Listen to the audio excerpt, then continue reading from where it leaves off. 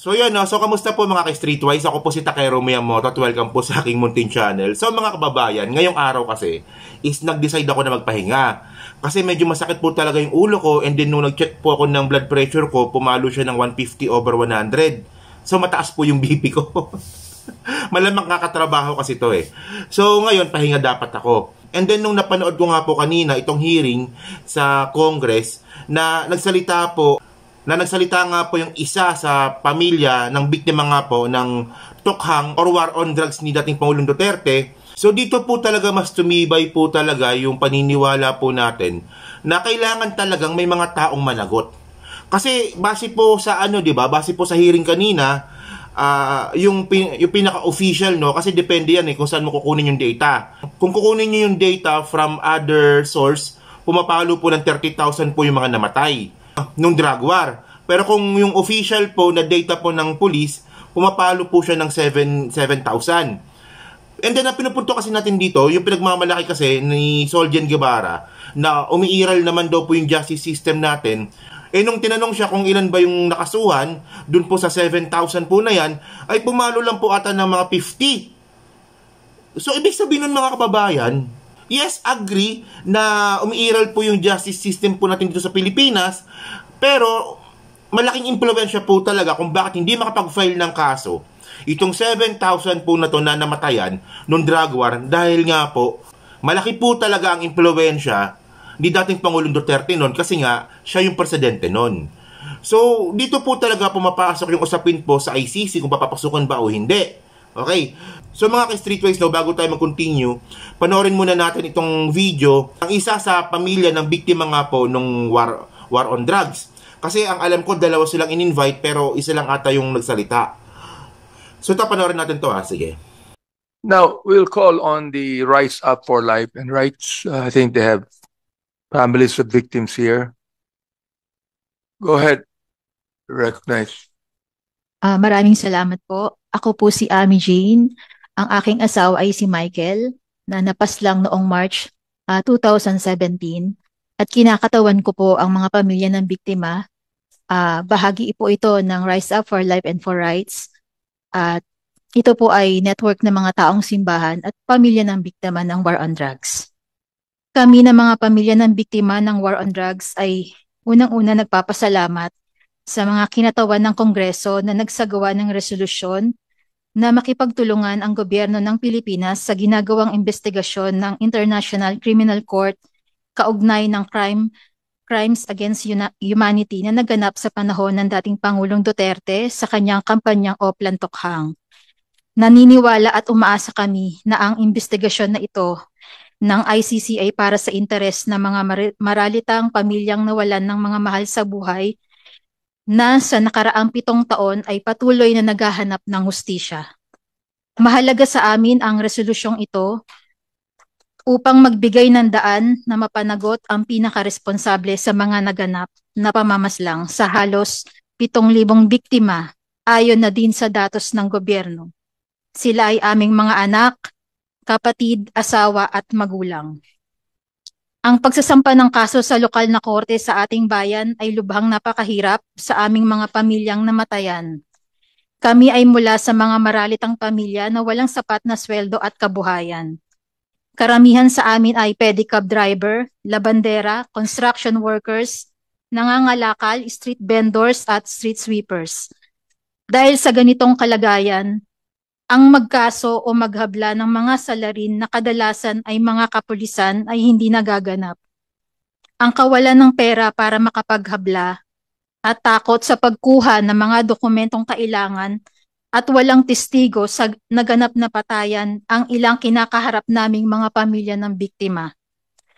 Dahil dito, kaming mga pamilya ng biktima ay naniniwalang mahalaga ang investigasyon ng ICC upang mapanagot, pangunahin si dating Pangulong Duterte at ang mga naging tagapagpatupad ng Oplan Tokhang upang makamit ang hustisya, matigil na ang pamamaslang at maibsan ang sakit ng kalooban ng mga kaanak ng biktima ng war on drug. Patuloy po kaming magsasalita, patuloy po kaming maghahanap ng pamamaraan upang aming maipahayag ang aming panawagan para sa hustisya. Yun lamang po at maraming salamat. Okay. So mga kababayan, siya po yung kumakatawan po sa mga biktima nga po nung war on drugs. So ngayon, malinaw po yung stand nila na talagang tinutumbok talaga. Yung talagang tinuturo po talaga nilang mastermind po dito sa war on drugs na to ay si dating Pangulong Duterte. Kasi nabanggit niya yung pangalan eh. So mga kababayan po kasi, ang problema po kasi dito sa war on drugs, no, malamang alam nyo na to eh.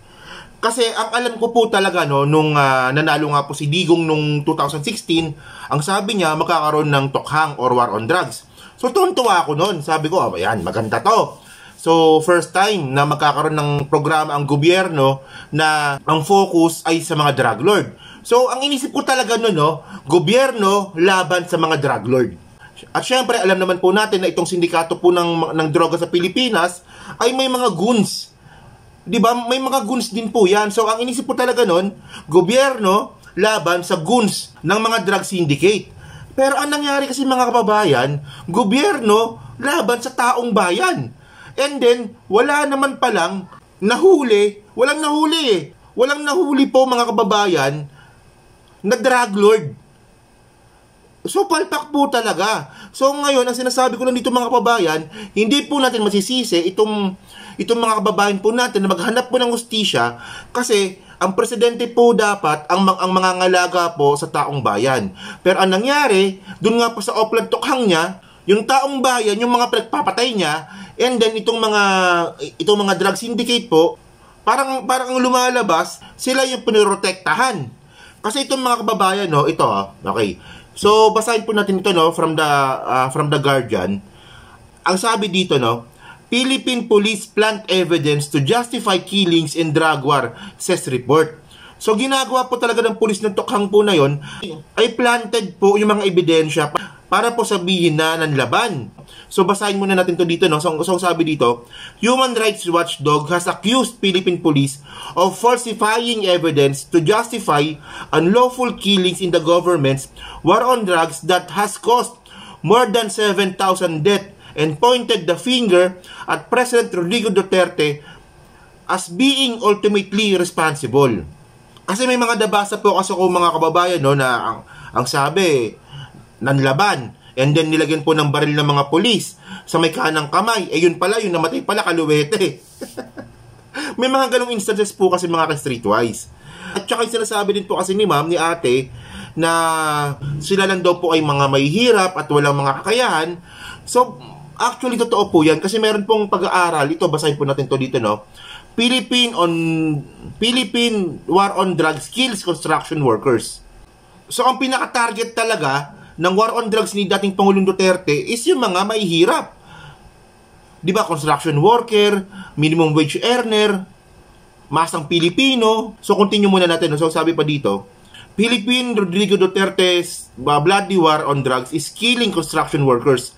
This was the conclusion of a demographic analysis conducted by the Philippine-based Initiative for Dialogue and Empowerment through Alternative Legal Services into widespread killings linked to the government's anti-drug campaign.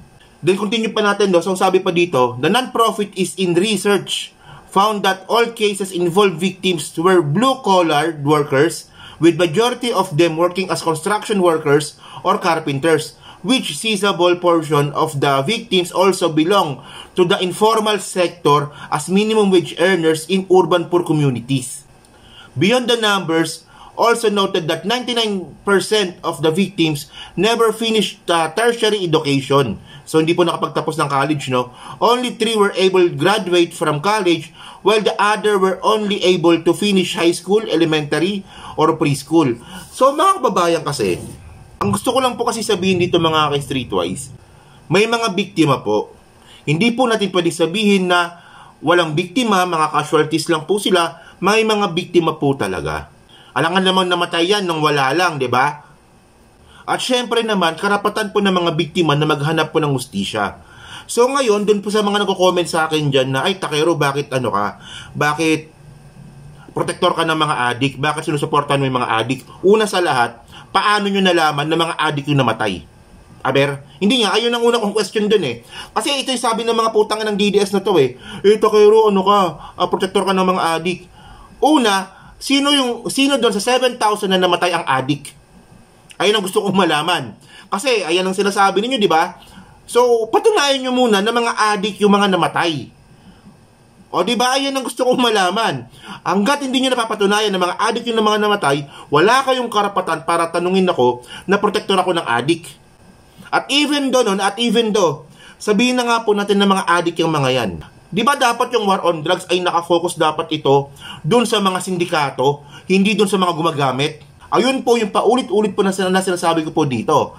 Parang ito lang yung metaphor ko dito eh. O kunwari yung anak mo, o meron kang anak na maliit, o merong sirang ngipin, masakit yung ngipin. So ang gagawin mo doon, sasabihan mo yung anak mo, anak, pupunta tayong dentist. Habang hinihintay natin yung schedule ng dentist, huwag ka munang kakain ng candy. Huwag mong kakainin yung candy dyan sa ref. And then nakita mo yung anak mo mahilig sa candy, kumain ng candy sa ref, pinalo mo yung anak mo. Oh, in the first place, dapat siguro bilang isang magulang, dapat ang una mong gawin doon, tanggalin mo yung candy sa ref, itapon mo. Hindi yung papaluin mo yung anak mo kasi in the first place, bakit merong candy sa ref? Parang ganun din po yung nangyari po sa drug war. Imbis po na mga drug lord po, yung dapat na pinagpapatay ni dating Pangulong Duterte, ang ginawa niya, yung taong bayan, yung mga namatay. Ito po yung mga bagay na hindi ko po talaga makuha yung logic ng mga putang ng DDS po na yan. Pasensya na kasi sabi ko nga high blood ako eh. Ayun nga po, hindi ko nga makuha eh. Yung logic nila illogical. Oh. So ngayon mga kababayan, kayo po, ano po masabi nyo nga po dito? Sa statement nga po ng isa sa mga biktima po ng war on drugs dun po sa Kongreso. At sana lang po, ang hiling ko lang po talaga ay makamit po sana ng mga biktima yung hustisya po na hinahangad po nila. So yun lang po yun. So comment lang po sa baba at binabasa ko pong lahat yan. So hanggang sa muli po, maraming salamat po sa inyo lahat. Ako po si Takero Memoto. Bye-bye.